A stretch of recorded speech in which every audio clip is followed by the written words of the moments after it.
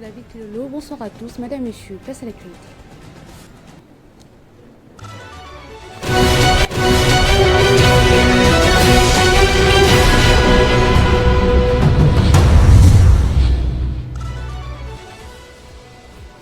Début ce lundi sur tous les territoires nationaux de l'examen national de fin d'études primaires.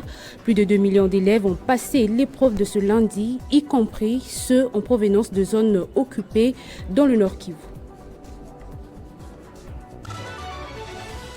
Le port d'armes en dehors des heures de service est désormais interdit aux policiers sur l'ensemble de la capitale. Décision prise par le commissaire provincial de la police nationale congolaise ville de Kinshasa à l'attention de tous les éléments de force de l'ordre. L'Institut national des archives du Congo a célébré ce lundi la 6e semaine internationale des archives. Elle est placée sous les thèmes « Les archives en RDC à l'ère du numérique ».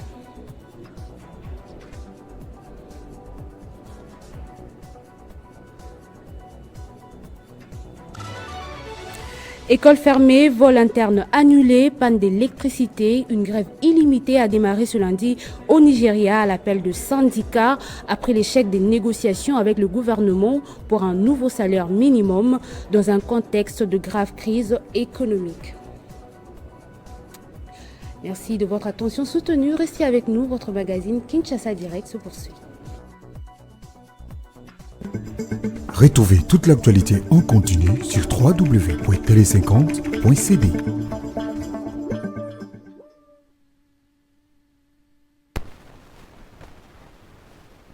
Merci à toi, Iselena, pour cette livraison d'informations. Tout de suite, nous allons recevoir notre premier invité, M. Ishara Boutaragaza, cadre du LGD, pour parler de conclave de ce parti politique.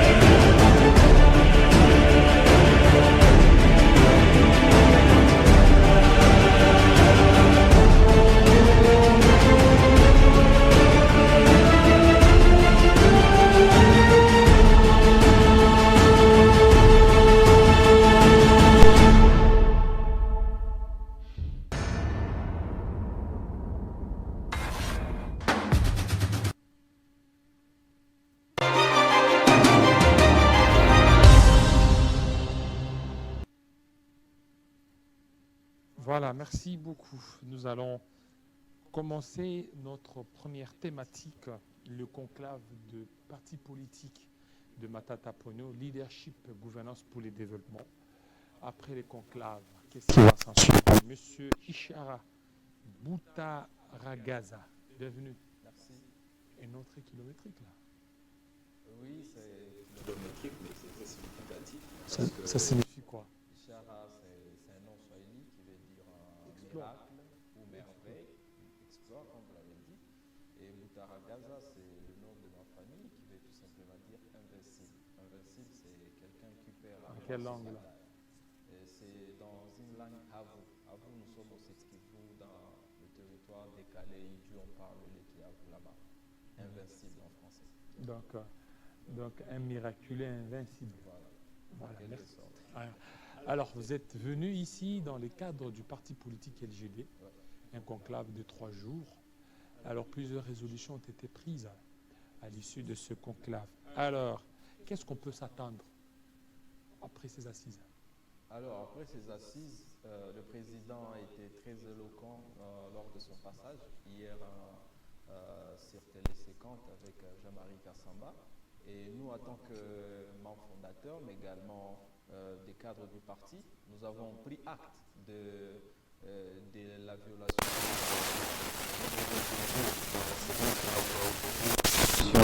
et la partie au pouvoir, et que nous avons décidé maintenant de réarmer encore de nouveau tous les militants du parti, mais également de nouvelles bases sur de nouvelles perspectives. Et de nouvelles perspectives, c'est vrai, rien ne sera plus comme avant.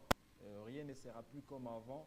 Le parti va devenir de plus en plus engagé sur tout le front, que ce soit le front politique, que ce soit sur les décryptages de la situation sociale de notre peuple. Les questions sécuritaires vont nous intéresser. On ne va pas seulement se limiter à dénoncer, mais nous serons également en train de proposer. Nous allons travailler sur la capacité de mobiliser, mais également d'affermir tous les camarades pour qu'on se lance dans une bataille en comprenant d'où nous sommes, où est-ce que nous allons et d'où nous venons. Et c'est une étude très très importante sur laquelle déjà tous les cadres, tous les responsables du parti sont en train de travailler. Voilà, tous les cadres, tous les responsables du parti. Il y a Carly, il y a M. Carly ainsi que M. Apollinaire. Essayez un peu de nous arranger les sons parce qu'on dit qu'il n'y a pas de son. Alors, le conclave, vous êtes en train de travailler, mais non, parmi ces résolutions, vous aviez refusé toute révision constitutionnelle. Oui, nous avons refusé toute révision constitutionnelle pour plusieurs raisons. La première raison, c'est que nous sommes des légalistes et la Constitution, c'est notre loi fondamentale, la loi des lois. Donc, personne ne peut s'y permettre, pour des raisons de conservation du pouvoir, y toucher quand il veut. Nous avons souscrit à cette Constitution depuis le référendum en 2005 et en 2006, nous sommes passés à ce premier exercice qui nous a permis d'avoir des institutions démocratiquement élus. La même Constitution qui a permis au président actuel, Félix Tshisekedi, de prendre le pouvoir. Et donc, nous ne voyons pas l'urgence et la nécessité de faire un plan de société ou un programme de société que sur la révision constitutionnelle. Mais dès lors qu'il y a des ajustements, si ça rend compte que cette constitution est anachronique, voilà, ils peuvent songer à une révision. Oui, mais dans la gestion de la nation, on ne gère pas sur base des intentions et des humeurs, on gère sur base des urgences, des problèmes à résoudre. Est-ce que le Congolais ont dit, je voulais avoir bien les résultats de cette étude, est-ce que le Congolais ont dit que le besoin qu'il y a au Congo, il faut réviser la Constitution? Parce que si on gère un pays, c'est sur base également des attentes de cette population. Aujourd'hui, le Congolais veut qu'on puisse mettre fin à la barbarie sécuritaire au nord. Aujourd'hui, le Congolais veut toujours à Kinshasa, c'est un scandale.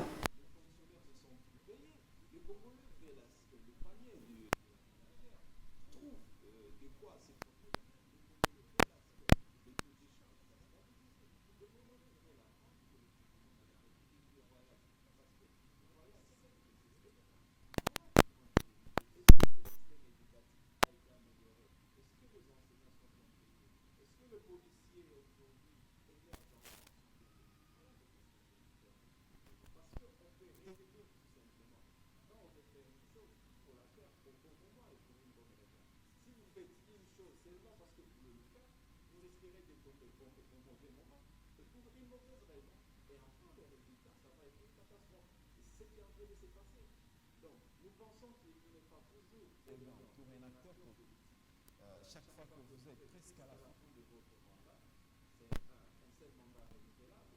Le deuxième, ça ne vous permet pas d'accéder au troisième, et que vous puissiez penser.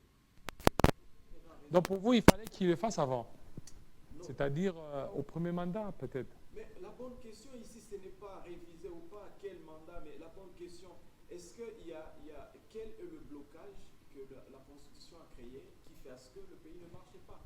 Est-ce que c'est la Constitution qui a fait à ce que jusqu'aujourd'hui, 6 mois après les élections, on n'a pas un gouvernement investi? Est-ce que c'est la Constitution? Est-ce que c'est la Constitution qui a fait à ce qu'on puisse nommer, au lieu de laisser une élection transparente et libre?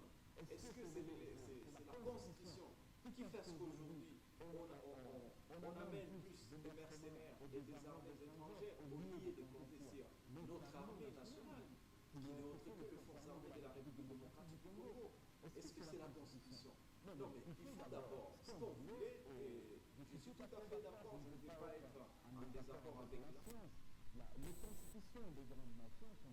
Va réviser. J'ai suivi récemment qu'il y a eu des articles qui ont été retouchés dans la Constitution française, mais on a estimé que ça valait la peine. Moi, ce que pour le Congo aujourd'hui, c'est une urgence. Et si c'est une urgence, en quoi? C'est par là que ça devrait commencer. Parce que vous allez retenir M. Kilolo. Dans les pays des hommes normaux, comme le professeur philosophe Godefroy à son âme, quand on prétend gagner ou briguer, on a d'abord un programme qu'on explique. Et le peuple qui vote pour vous adhère à ce programme. Quel est le programme que l'Union sacra propose à la nation? Je vais vous dire, il n'y avait rien comme programme. Rien. À part le discours de bonnes intentions et le discours basé sur les injures et les calomnies. Le LGD à son temps, avec son candidat président, le sénateur Matata, qu'on a fini par partager notre programme de société avec le président Moïse Katumbi, nous avons dit aux Congolais ce que nous estimons une fois nous prenons le pouvoir. Justement parce que nous devons mettre fin à la gestion par tâtonnement d'une grande république comme notre pays, nous devons avoir le courage de dire que ça ne va pas, que ça ne va pas. Et c'est pourquoi le LGD a résolu dans son conclave de dire, prenez, ils ont bouffé d'abord l'argent des rames, personne, voilà, ils continuent à bouffer, je ne sais pas, des lampadaires, on a dit bouffer. Mais s'il y a un endroit où vous ne pouvez pas toucher, c'est la Constitution. Parce que pour nous, ce n'est pas l'urgence, ce n'est pas la nécessité, et il y a des questions majeures aujourd'hui de la nation qu'il faut résoudre. Parce que vous refusez, si vous prenez l'article 10 de la Constitution, qui parle de la nationalité une exclusive, qui ne peut être détenue concurremment avec une autre, alors qu'actuellement, le pays est en train, ou le monde est en train certainement de devenir un village planétaire, vous n'allez pas rester sous cette optique. Il faut entrevoir autre chose. Pourquoi ne pas adopter la double nationalité? Ça aussi. Pourquoi ne pas aussi aller au niveau de la territoriale, là où ça crée des sérieux problèmes, réduire certaines provinces? Parce que le 26 provinces, il y a certaines d'entre elles qui sont non viables. Et il faut aussi entrevoir ça. Tout ça, c'est parce que vous voulez un tout petit peu politiser cette révision constitutionnelle. Non, pas du tout. Pas du tout. Je suis d'accord avec vous. Vous avez soulevé l'article 10 qui pour moi, ça ne parlait pas que de questions de double nationalité, mais plutôt l'article 10, chaque fois que j'en parle avec le jeune, je dis, ça nous rappelle qui nous sommes. Nous sommes des Congolais. On nous dit sur cet article-là que vous avez pris seulement l'alinéa, un seul alinéa, mais ça nous explique également qui est Congolais. Et qui est Congolais? Toute personne appartenant à une communauté qui s'est retrouvée sur le sol congolais en 1960. Pour moi, l'article ne parlait pas que de nationalité. Ça nous rappelle également de notre identité. Est-ce qu'il y a un mal à ça? Je suis seulement en train d'expliquer que des actions politiques, des actions d'État, quand on veut le mener, il y a des questions, retenez bien M. Kilolo, il y a des questions d'opportunité qui se posent. Et aujourd'hui, à moins que nous soyons dans le pays différent, mais moi je viens du Nord Kivu, nous sommes en guerre, M. Kilolo. Nous sommes en guerre. Nous sommes en guerre. À moins que Kinshasa nous dise que nous ne sommes pas en guerre. Elle doit être à mesure de nous... Maintenant, en voyant les agissements, bien entendu, en étant à Kinshasa, on a l'impression que Kinshasa n'est pas en guerre. Mais le pays est en guerre. Et dans un pays en guerre, pourquoi s'est précipité sur la révision constitutionnelle? Le pays où déjà l'économie est KO, pourquoi s'est précipité sur la révision constitutionnelle?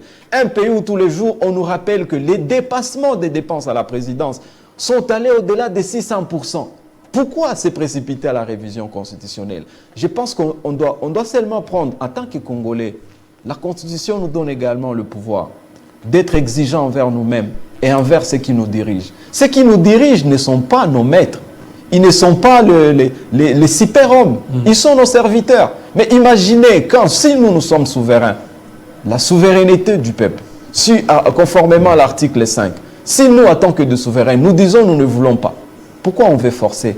On a forcé la nomination des copains, des copines, des amis, des clubs Et aujourd'hui, je pense qu'on a une assemblée où on peut avoir honte aujourd'hui. Est-ce que c'est l'annulation? Ce sont les élections. Mais est-ce que ça, on peut appeler ça élection? Oui, mais dans ces élections, il y a Matata Ponyo qui a été élu. Matata Ponyo a été élu, et il a eu le temps de vous expliquer. Mais le fait qu'on a retenu son nom sur la liste de ceux qui ont été élus, mais c'est justement parce qu'on ne voulait pas mettre en colère une population qui n'était pas prête à céder à ces intimidations. Mais Matata Ponyo, le président du LGD, n'a pas été le seul qui a été élu sur la liste du LGD. Je vous dis, parce que vous êtes un journaliste suffisamment cultivé, mais les LGD a eu plus de 17 députés. Plus de 17. Plus de 17. Mais ces députés ont été remplacés par les amis. Et je pense qu'aujourd'hui, à l'Assemblée nationale, il y a des gens même qui ont honte quand ils se regardent et quand on les rappelle qu'ils sont déshonorables parce qu'ils ne savent, ils savent eux-mêmes qu'ils n'ont pas été élus. Mais moi, je vous dis, je viens de la ville de Goma. Et mon slogan a été Goma, ma base.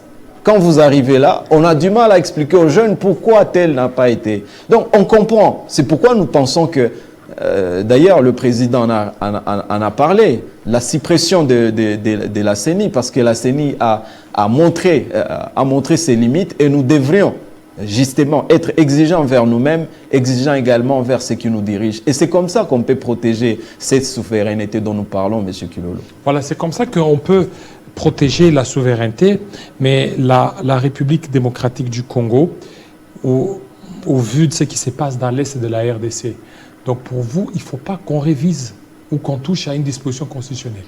Parce que cette constitution que nous avons aujourd'hui ne bloque en rien le gouvernement à faire ce qui lui revient de droit à faire. Mais plutôt, il y a un problème d'homme. Oui, mais regardez, il y a des tractations. C'est-à-dire qu'ils ne peuvent pas aller au-delà de toutes les tractations en ne tenant pas compte de l'esprit et de la lettre de la Constitution. Et la Constitution est claire. Que le point qui bloque l'armée à ne pas de faire toute cette rébellion ou ces terroristes, si je me prêtais les langages du gouvernement, quelle est la loi de la Constitution qui interdit à nos FARDC ou au ministère de Défense ou au chef de l'État de ne pas déployer toute son intelligence pour libérer ces territoires? Je vais vous rappeler, peut-être parce qu'on est à 2000 km du Nord Kivu, Kinshasa, on nous a rappelé que c'est 2000 km de Goma. Mais je vous rappelle aujourd'hui que nous avons des territoires entièrement contrôlés par l'ennemi. Ça fait 2 ans, M. Kilolo. 2 ans. Est-ce que la Constitution a interdit à ce que le Congo, avec toutes les institutions qu'il y a, de déployer tout ce qu'il lui faut pour libérer ces territoires? Et le pire dans ces genres de guerres, c'est qu'on risque de déformater nos compatriotes qui sont là. On va avoir maintenant une génération dont le mental est très différent du nôtre. Quelles conséquences sur la destinée de ces pays? Moi, je pense qu'il y a des choses où on ne doit pas... vous savez, je sais que vous avez lu le Prince de Machiavel. Vous savez qu'il y a beaucoup de stratégies de manipulation de masse. Aujourd'hui, on comprend que les questions aujourd'hui qui intéressent les peuples sont des questions fondamentales. Alors, si on n'est pas en mesure de répondre à ces questions-là, à ces problèmes, on peut faire une sorte de diversion. On vous amène sur des questions qui vont seulement vous embrayer, mais qui vont permettre aux autres de gagner le temps. Et nous avons dit non. Et nous avons été courageux de les dire. Parce que nous pensons qu'il y a des problèmes plus urgents à régler au pays. Et il faut plus s'y concentrer, mettre les intelligences sociales ensemble, savoir qu'est-ce que nous pouvons faire pour nous libérer. Qu'est-ce qu'il faut faire pour stabiliser notre économie. Qu'est-ce qu'il faut faire pour résoudre le problème des transports, M. Kilolo. Vous savez, quand on quitte Goma vers Kinshasa, on se pose la question, à quand j'aurai le billet? Je vais voyager avec... Nous avons des amis qui vont passer par Addis Abeba pour rejoindre Maniema. Oui, quitter Kinshasa, vous prenez Ethiopian, vous allez à Addis Abeba pour atterrir à Bujumbura, c'est au Burundi, et attendre maintenant traverser les lacs Tanganyika. Tout simplement parce qu'on a tué les transports aériens en République. Voilà des questions fondamentales. Il n'y a plus Congo Airways. Quand vous arrivez à Kinshasa, Monsieur Kilolo, quand vous arrivez à Kinshasa, je sais que vous avez été à Goma à un moment, mais quand vous voyez Goma et vous voyez sa propriété, vous êtes à Kinshasa, est-ce que c'est la Constitution qui interdit à toutes les autorités qui sont à Kinshasa de ne pas rendre la ville propre et vivable? Bon, c'est la moindre des questions qu'il faut poser avant qu'on nous amène sur les juridismes qui va nous tirer sur qui va nous mettre sur les terrains qui n'est pas confortable. Non, je pense que nous devons avoir le courage, en tant que Congolais, de dire arrêtez de blaguer avec nous. Il y a des questions majeures sur lesquelles nous devons nous concentrer. Et les Congolais, ils ne sont pas les derniers des peuples où on peut chaque fois les infantiliser. Pour moi, mettre sur la table la révision constitutionnelle après un semblant d'élection dont vous avez nommé et vous avez eu le courage de le nommer, publié par la Cour constitutionnelle. C'est la première fois depuis que je suis né que je vois que même la Cour constitutionnelle revient sur ces résultats publiés pour parler des erreurs matérielles et qu'après, les mêmes personnes qui ont été élaguées, on les retrouve encore sur la liste. Non, mais c'est grave. C'est grave si nous ne faisons pas attention. Je pense que la génération qui viendra après nous va nous accuser d'avoir mis le pays sur des mauvaises rails. Et nous, en tant qu'LGD, nous ne sommes pas prêts à supporter cette erreur historique. Alors, au niveau de votre conclave, vous aviez pris certaines résolutions. Ouais. Est-ce qu'on peut savoir lesquelles? Oui, au niveau de notre conclave, au niveau d'abord de l'interne, ce que nous avons, comme je vous ai dit, nous avons pris acte de ces mauvais jeux qui n'a respecté aucune règle. Si c'était un match de football, donc ça serait un match qui n'a pas respecté ni les lois du football, ni les règlements d'ordre intérieur de la FIFA, ni encore le moindre jeu de fair play. Donc ça ne ressemblait en rien à un match. Alors à l'interne, nous avons pris cette résolution de rester d'abord un parti non violent. Je répète, nous allons rester un parti non violent. Nous allons rester un parti légaliste.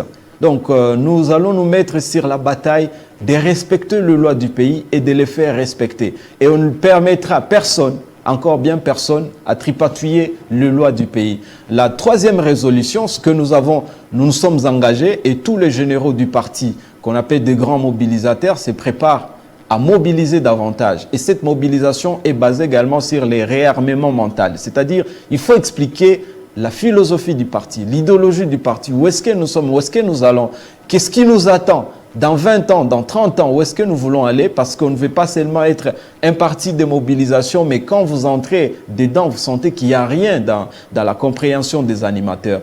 Et les fédérations, toutes les fédérations qui étaient là et les autres qui ont suivi virtuellement dans toutes les provinces déjà, de mettre déjà toutes les énergies en marche pour réveiller le peuple. Et c'est là, bien entendu, c'est parce que nous avons assisté à une élection chaotique.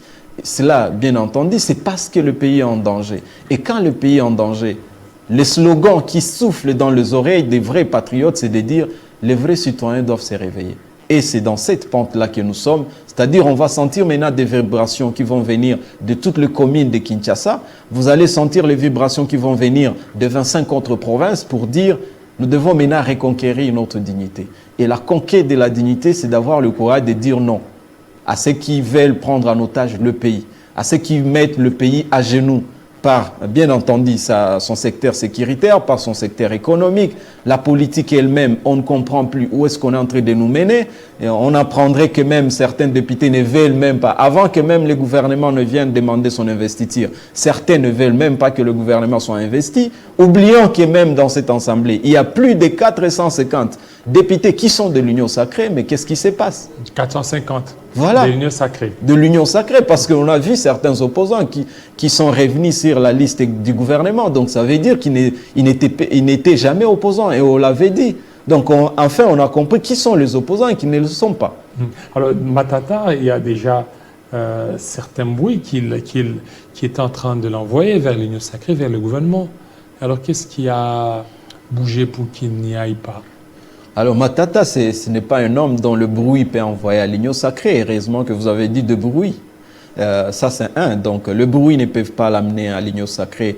Depuis que le procès Boukangalonzo avait commencé, quand le sénateur Matata était en train de le dire que c'est un dossier politique, personne ne voulait y croire. Et plusieurs fois on l'a demandé de se taire, mais comme un homme d'État, il ne s'était pas tu. Il est resté debout, il a gardé sa tête sur ses deux épaules. Alors, un autre aspect que les éminents analystes politiques ont l'habitude d'oublier chaque fois que je les suis parler sur le plateau de Télé 50. Je pense que Matata, même s'il est opposant, c'est un citoyen congolais. Et nous avons des institutions établies. Il n'est pas interdit qu'en sa qualité d'ancien Premier ministre, en sa qualité d'homme d'État et en sa qualité de citoyen congolais, qu'il y ait même les gens du pouvoir qui peuvent aller vers lui pour lui poser des questions. Et enfin, il a répondu également en disant, vous voulez bien que je vous aide, mais les conditions ne sont pas réunies, donc je dis non. Et c'est tout à fait normal. Ça n'a rien de péché, ça n'a rien d'une contradiction. Et il a eu le courage de dire, par rapport à l'atmosphère, à l'ambiance qui règne aujourd'hui, ça ne nous permet pas, nous, de servir loyalement. Parce que si c'était nombreux, ils allaient partir, mais il a dit non. Et nous ne regrettons pas ces décisions prises, parce que lui, en tant que président, nous, en tant que membres fondateurs, nous faisons partie de ces blocs qu'on appelle le conseiller du président.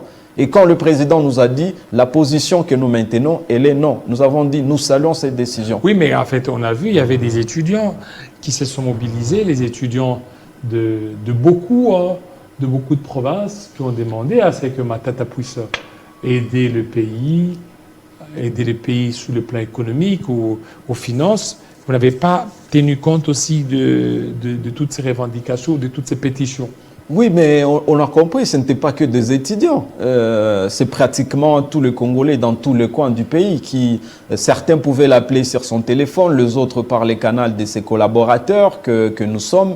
Mais il fallait, on ne dit pas seulement oui pour dire oui, on ne dit pas seulement non pour dire non. Il faut un état de lieu. Et si jamais nous entrons, si jamais nous occupons cette fonction, est-ce que nous sommes disposés à servir et à répondre aux attentes du peuple? C'est pourquoi nous avons parlé des conditions qui n'étaient pas réunies. Déjà, l'Union sacrée elle-même, vous êtes en train de voir comment elle est en train de s'entre-déchirer, de s'entre-manger. On apprendrait qu'il y a d'autres frustrés qui pensent que si jamais l'ordonnance présidentielle nommant le nouveau gouvernement n'est pas corrigée, et ils ne sont pas d'accord. Donc, vous voyez qu'il y a des hommes qui ont créé un conglomérat d'amis seulement que pour protéger leur pouvoir. Mais tout ce qui concerne l'avenir du pays, tout ce qui concerne le besoin du peuple, tout ça c'est oublié. Et le sénateur Matata n'est pas de ces trempes-là. Le sénateur Matata, il est de la trempe où c'est l'intérêt général qui compte. Si nous devons résoudre le taux de change, voici les préalables. Il ne suffit pas de prendre 11 ministres pour aller demander les prix de maïs en Zambie. Ce n'est pas ça, résoudre le taux de change. Il ne suffit pas de mettre un économiste comme ministre des Finances ou de l'économie. Non, il y a des préalables.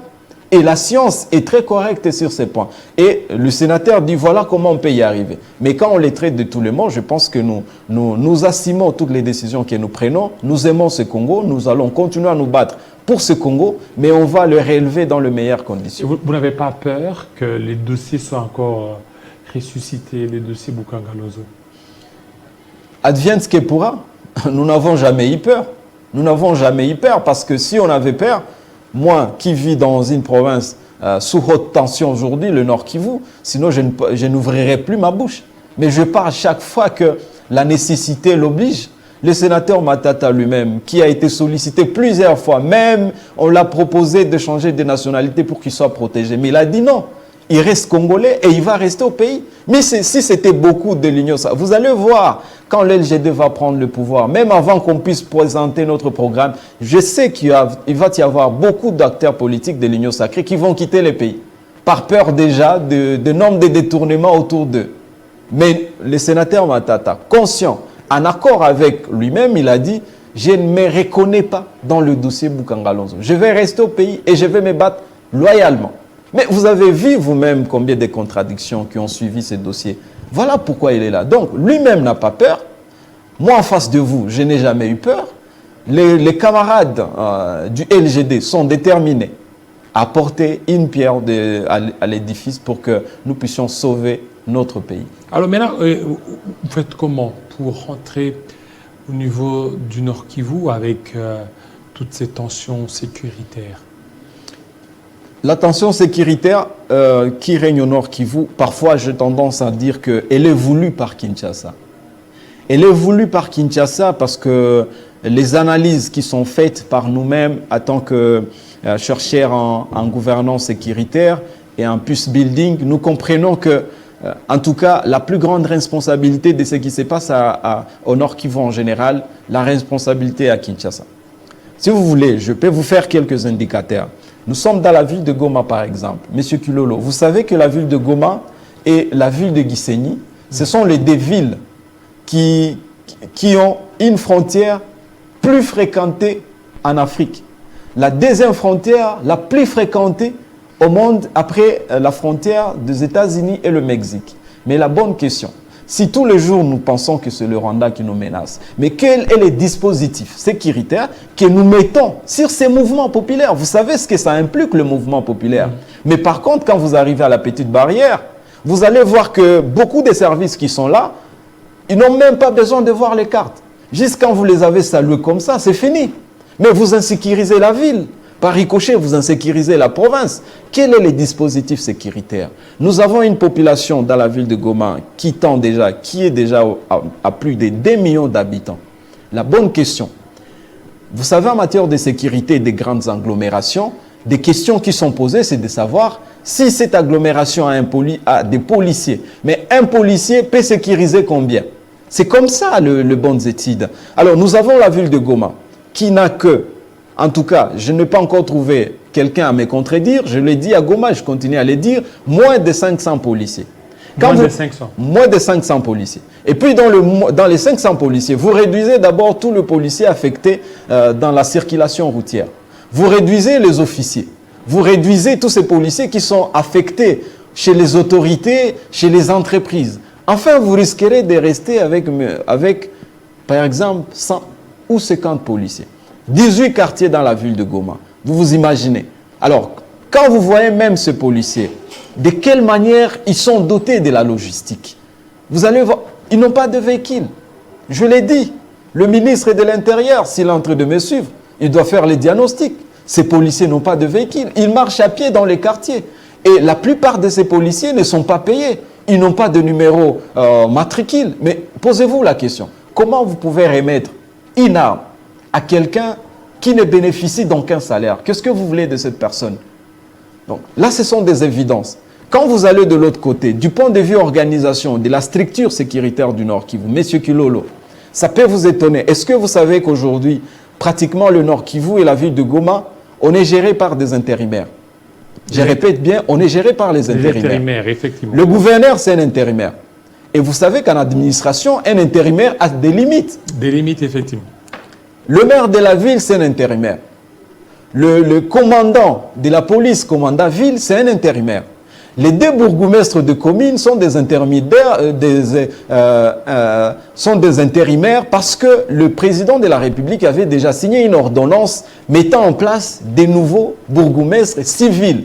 Mais parce qu'on est maintenu encore dans l'état des sièges, c'est-à-dire nous avons des bourgmestres policiers qui restent intérimaires, mais il y a les autres qui doivent les remplacer sur ordonnance. Enfin, quand vous avez une équipe de gestion de l'appareil sécuritaire qui sont des intérimaires, ils sont limités même dans la prise de décision. Vous comprenez tout ça? Alors, quand vous insérez toutes les entrées et le mouvement qu'il y a, vous posez la question, qui sécurise Goma? Et qui insécurise Goma? Celui qui insécurise Goma, bien c'est Kinshasa. Parce que vous pouvez vous imaginer dans l'état des sièges. Déjà, nous avons un état des sièges qui va de durer plus de 2 ans. État des sièges, posez-vous la question, à quel niveau on a équipé cette police pour qu'elle soit professionnelle? À quel niveau on a été à mesure de déhausser les salaires de ces policiers pour qu'ils deviennent professionnels et non tracasser les gens? Maintenant, nous avons une ville, enfin, vous avez le mercenaire de ce côté-là, vous avez l'EAC, vous avez les casques bleus de la MONUSCO, vous avez enfin les résistants qui sont constitués également dans différents groupes. Donc vous avez enfin, tout est réuni pour que la ville soit insécurisée. Et à côté de ça, nous avons les camps des déplacés aux environs de Goma et d'autres sont dans la ville. Bon, mais dans ces camps, PAM a déclaré qu'ils ne sont plus à mesure de prendre en charge ces gens. Le programme alimentaire mondial. Le programme alimentaire mondial, parce que nous avons déjà plus de 1 500 000 déplacés aux environs de Goma. Mais si ces gens sont là, maintenant ils vont chercher à survivre. En survivant, aujourd'hui quand vous arrivez à Goma, tous les ronds-points sont inondés par les quémandaires. Et quand vous allez voir, mais ce sont les déplacés qui quittent dans les camps. Et ils sont courageux de venir demander sur la voie publique. Et ceux qui ne veulent pas demander, ils font quoi, M. Kilolo? Ils peuvent utiliser maintenant la force. C'est ce qui explique qu'il y a des cambriolages dans la... Et à ces moments que je vous parle, déjà mes compatriotes m'ont signalé un cambriolage en plein jour, 15 heures, dans la ville de Goma. Et ça crée maintenant... Il y a même des assassinats. Des assassinats ciblés, n'en parlons pas. Et voilà pourquoi je vous ai dit, malgré tout ça, c'est la République qui compte. Et il y a des gens qui doivent répondre de ça à Kinshasa. Je pense qu'autour du président de la République, il y a beaucoup de gens qui le trompent. Si le président de la République, dans son discours d'investiture, il a dit « il y a des erreurs que je ne vais plus commettre », eh bien la plus grosse erreur, c'est d'organiser l'appareil sécuritaire du Nord Kivu. À ce moment que nous parlons, Kanyabayonga était déjà sous tension. À ce moment que nous parlons, Sak était déjà sous tension. Sak, c'est déjà à moins de 15 km de Goma. Qu'est-ce qui se passe? Qu'est-ce qui se passe dans les affrontements qui se passent? Je ne sais pas si vous avez déjà rapporté ça, mais vous allez vous rendre compte que la manière dont la guerre évolue, il est rare. Prenez-moi sur le mot. Il est rare d'entendre que les FARDC ont ouvert le feu en premier en attaquant des positions des ennemis. C'est chaque fois les FARDC qui ripostent. Si nous sommes en pleine guerre, pourquoi on doit laisser l'ennemi calme là où il est, sachant que nous avons la force d'attaquer, de récupérer nos territoires? Et c'est ce qui me permet, moi, je suis en train de vous le dire, le problème de la sécurité, ce qui se passe au Nord Kivu, Kinshasa devra résoudre ça. Et enfin, je chute en vous rappelant un fait. Imaginez-vous, c'est tous les jours que nous apprenons, il y a eu des détournements à Kinshasa. Je pense que je suis passé encore devant le ministère des Finances aujourd'hui, il y a encore des travailleurs qui sont là en train de marcher. Il y a des détournements. Au ministère des Finances. Au ministère des Finances. Mais aujourd'hui, en pleine guerre au Nord Kivu, pouvez-vous comprendre qu'un général qui gère les opérations militaires dans une province en pleine guerre, il soit arrêté et transféré à Kinshasa? On l'accuse de quoi? On l'accuse d'avoir détourné 16 000 $. Je répète bien 16 000 $. Je note que nous, LGD, nous combattons la corruption, les détournements. Mais ce qu'on ne peut pas quand même comprendre, dans une zone opérationnelle, un général, vous l'accusez parce qu'il bénéficie encore d'une présomption d'innocence. Et vous le retirez de la zone opérationnelle, vous l'amenez à Kinshasa. Vous le ridiculisez devant le média. Quel est le signal que vous donnez aux autres? Est-ce que c'est le signal de dire vous ne détournez pas ou vous les démoralisez? Non, c'est juste question de punir les coupables. Voilà, si c'est de punir, la bonne punition n'allait pas commencer par là. Si c'est de punir, je vais maintenant vous dire, le général qui a été ridiculisé comme ça, quand vous posez la question aux résistants, qui, la plupart des fois, ils ouvrent le feu en premier, quand ils ne veulent pas le désordre de l'ennemi, ils ouvrent et ils contre-attaquent. On a remarqué qu'il est le seul général, depuis que les affrontements ont commencé, qui avait pris le courage de soutenir les efforts des résistants. Et quand vous posez la question aux résistants, ils vous disent, c'est seulement à lui qu'on faisait confiance. Alors, qu'est-ce qui serait caché derrière tout ça? Donc, il faut vraiment qu'on arrive à revoir la structure sécuritaire du Nord Kivu. Si on veut en finir, la guerre, ce n'est pas que l'argent. Chaque fois que j'entends les chefs de l'État parler de cette guerre, oui, chaque fois que j'entends les chefs de l'État parler de cette guerre, il ne finit jamais ses propos sans parler des millions de dollars. Mais c'est ridicule si on peut réduire la guerre comme ce qui se passe au Nord Kivu seulement sur des questions de moyens. Non, il faut des stratégies très efficaces. Il faut des hommes loyaux. Si ces hommes sont disponibles, si ces hommes qui ont juré mourir pour la patrie sont disponibles, si vous retirez ces nombre d'armées que vous avez envoyées, récupérées de la SADC, récupérées de l'EAC qui nous a montré sa vraie figure, quand nous le disions dans les temps, que c'était un cheval de Troie, l'EAC, c'est tout le monde qui s'est moqué. Mais aujourd'hui, on a compris c'est quoi leur position. Si vous retirez tous ces gens et vous demandez aux FARDC, récupérez la terre de vos ancêtres. Mamadou Ndala l'a prouvé. Le général Baouma l'avait prouvé. Qu'on n'était pas seulement une petite armée en miniature, mais nous étions une grande armée. Il suffit seulement qu'il y ait cette confiance-là entre les acteurs politiques qui font la politique sécuritaire, des généraux qui sont sur la ligne de front et le peuple. Et le peuple, aujourd'hui, il était déterminé à soutenir son armée. Mais avec tout ce qui se passe dans la région, on commence à voir un peuple qui commence à se dire on ne comprend plus ce qui se passe. Et c'est très dangereux si on peut arriver à ce niveau-là. Voilà, merci beaucoup. Je vous garde. On va juste changer de thématique. C'est tout de suite.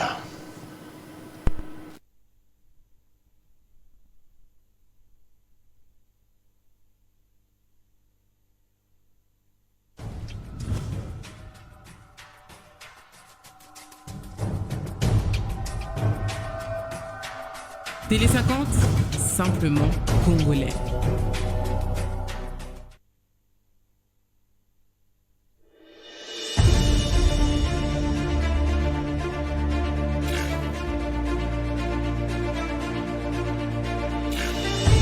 Sans au risque d'aggraver les conflits dans ces pays.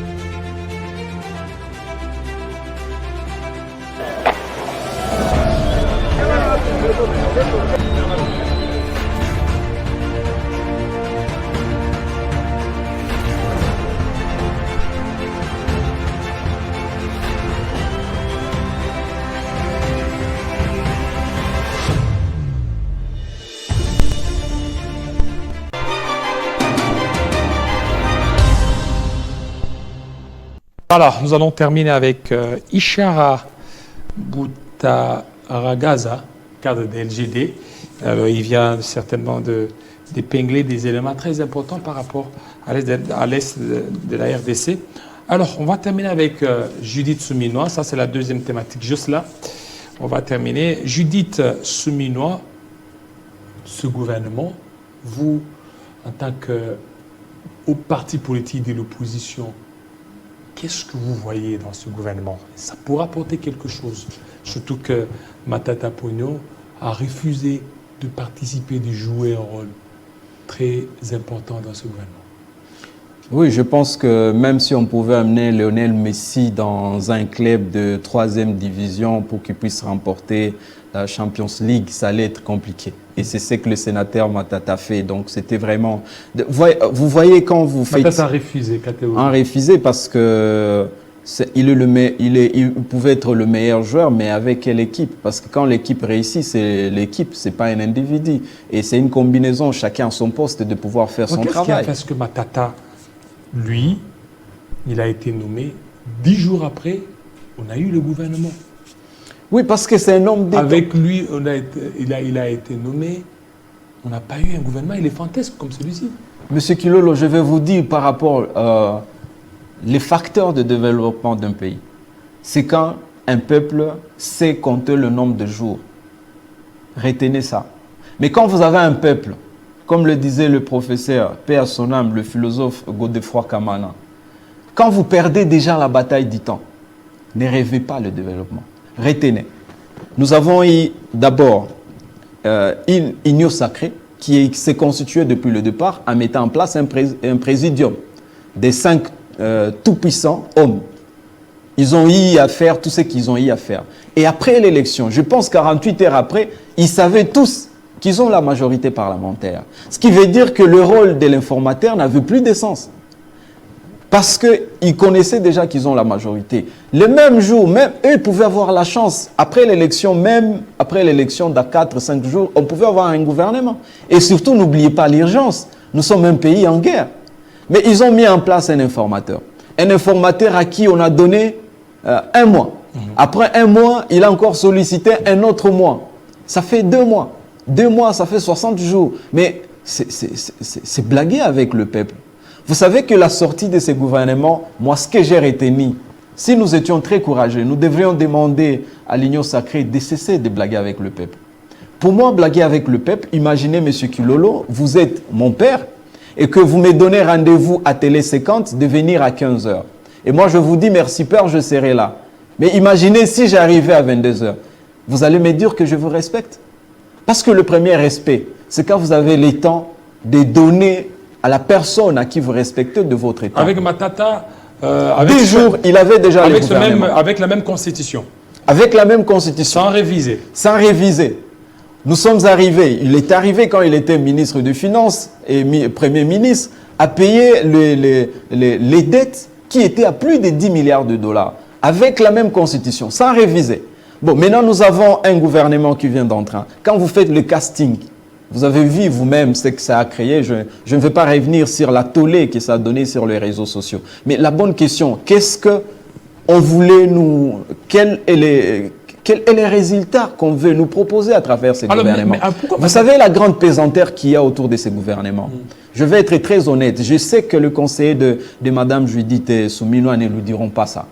Elle sera, bien qu'elle peut faire ses efforts, voilà, elle peut bénéficier de ce doute pour dire qu'elle peut faire mieux, mais il y a des pesanteurs très complexes. La première pesanteur, le président de la République a constitué un gouvernement autour de lui qui ressemble comme au doublon du gouvernement. Et c'est l'équipe de tous les conseillers du président de la République. Allez faire des enquêtes, vous allez vous rendre compte que chaque fois qu'on parle d'un détournement, d'une mégestion, il y a toujours un ou deux conseillers du président de la République qui sont cités. Pourquoi? Parce qu'il y a eu un gouvernement à côté du président, au-delà du gouvernement légalement connu. Voilà pourquoi Sama n'a pas été trop visible comme on le pensait. Madame Judith va faire face à ces blocs-là des conseillers du président de la République. Le deuxième bloc qui risque de lui créer des problèmes, c'est le bloc également de tous ces tout-puissants que vous êtes en train de voir constituer, qui ont constitué à un moment le présidium. Pour eux, c'est leur pouvoir. Ce sont eux qui ont donné au président le pouvoir. Et j'ai l'impression que... C'est ce qui a été la peur de Matata aussi? Non, mais Matata est au-dessus de la mêlée. Parce qu'il y a certaines questions où on ne peut pas chaque fois faire intervenir le sénateur Matata. C'est vrai, il est au-dessus de la mêlée parce que c'est un homme très conciliant. Et il est également averti par rapport aux obstacles présents et les obstacles à venir. Et voilà pourquoi il n'a pas accepté. Ça, c'est de deux. De l'autre côté, vous avez le parti politique. La troisième pesanteur, le parti politique autour du président de la République, c'est l'IDPS. Avec tout ce qu'ils ont créé pendant le processus électoral, ce qu'ils ont appelé mosaïque IDPS. Bon, mais enfin, dans l'IDPS, 37 ans d'opposition, nous, on croyait qu'ils ont été suffisamment formés, mais vous avez la légèreté avec laquelle c'est le secrétaire général de l'IDPS qui a été le premier, avant que même ces bruits fassent circuler, qui a été le premier à annoncer que le président n'était pas en son dernier mandat. Vous l'avez écouté. C'est le secrétaire général lui-même, Kabouya, qui a été le premier à nous parler qu'il y avait du désordre dans le commandement militaire quand il fallait interpeller certains généraux. Donc on comprend que l'IDPS n'arrive pas à comprendre quand on gère un État, c'est très différent de comme on peut gérer sa boutique. La quatrième pesanteur autour de Madame Judith, c'est la famille biologique du président de la République. Mais nous, en province, ça nous étonne quand même. Quand on voit une autorité ambitieuse, quand il veut prendre une fonction, il faut aller saluer la mère du président de la République. On la respecte bien, c'est notre grand-mère, mais des questions d'État, il faut éviter de les aborder avec légèreté. Alors, maintenant, pour terminer. Et face à tout ça, elle peut être bloquée, bien qu'elle peut avoir le bon plan, mais c'est déjà... Et encore que le background de Mme Judith, par rapport à la situation du pays aujourd'hui, nous sommes en guerre, M. Kilolo.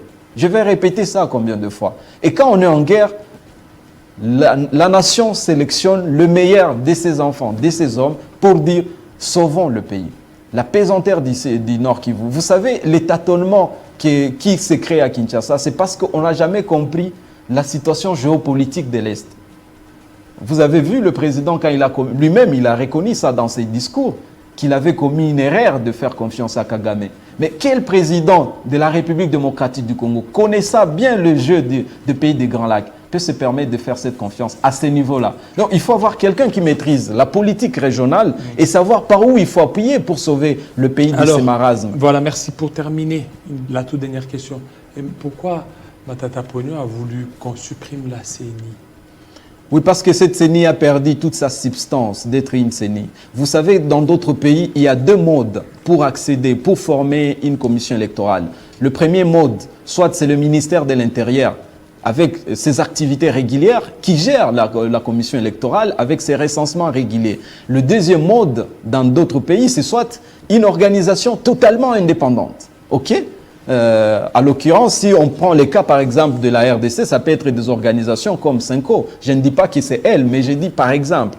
Alors, mais chez nous d'abord, nous avions violé contre ces deux règles-là. Nous avons pris une CENI elle-même politisée. C'est-à-dire, vous avez un quota de la majorité au pouvoir, vous avez un quota de l'opposition au pouvoir et vous avez la société civile.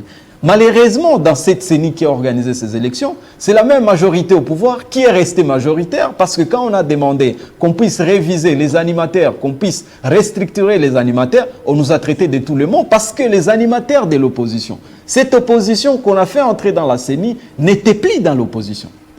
Et c'est cette CENI-là qui vient de nous faire gaspiller plus d'1 milliard de dollars.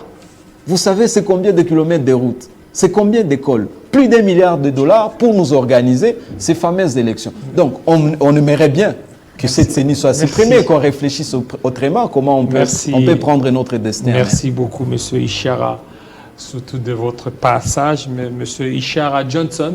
Ishara Johnson, voilà, effectivement, cadre de LGD. Exact. Voilà, merci à vous, fidèles téléspectateurs. Vous avez été nombreux à nous suivre.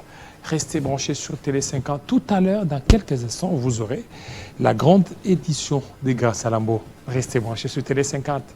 À très bientôt.